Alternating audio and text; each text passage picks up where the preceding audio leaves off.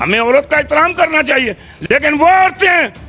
جو سروں پہ دوپٹے نہیں لیتی اور پھر جناب یہ کرنے کے لیے پاکستان کو بدنام کرنے کے لیے مینار پاکستان جا کے ایسی حرکتیں کرتی ہیں، لیکن اس عورت کو بھی چاہیے کہ وہ اسلام کے دائرے میں، اللہ کے نبی نے فرمایا، قرآن میں حکم آیا ہے، اللہ نے آیت بھیجی اپنے نبی پہ صلی اللہ علیہ وسلم پہ کہ اے محمد صلی اللہ علیہ وسلم کہہ دیجئے کہ جب عورتیں اپنی چھپی ہوئی زینت ظاہر نہ کریں، اپنا پاؤں زور سے زمین پہ نہ ماریں، مرد بھی نظریں نیچی رکھیں، پتہ چلتا ہے کہ یہ حلالی بچہ ہے اور یہ نیک کسی ماں باپ کا بیٹا ہے، یہ دوسروں کی ماں اور بہنوں کی عزت کرتا ہے، اللہ اس کی بہن اور بیٹی کی حفاظت کرتا ہے۔ جاؤ جا کے دیکھ لو، میں کہتا ہوں اور تاوے سے کہتا ہوں، جنہوں نے دوسروں کی ماں اور بہنوں اور بیٹیوں کو بری نگاہ سے دیکھا ہے، وہ جا کے اپنے گھر اسی ٹائم اسی وقت پوچھ لیں، ان کی مائیں اور بہنوں اور بیٹیوں کو دوسروں نے بری نظروں سے دیکھا ہوگا۔ ہمیں بیٹیوں کا احترام کرنا چاہیے، ہمیں ماؤں کا احترام کرنا چاہیے، ہمیں بہنوں کا احترام کرنا چاہیے، ہمیں بیوی کو عزت دینی چاہیے، لیکن عورت اگر آنکھوں میں آنکھیں ڈال کے کہہ دے،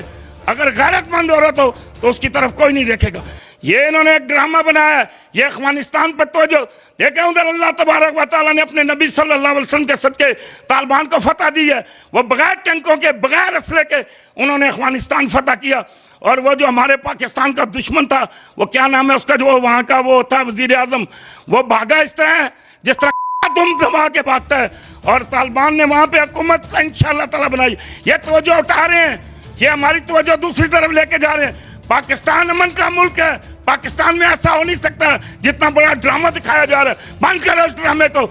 اور اس سے بھی پوچھو کہ تو جناب یہ ٹک ٹاک پہ کیا لینے آتی ہے، اور یہ تم دیکھو جب عورت چھپی ہوگی تو کسی کی جرت نہیں اس کی طرف دیکھنے کی۔ یہ اس لیے اسلام کا مذاق مت بناؤ، دین کا مت مذاق بناؤ،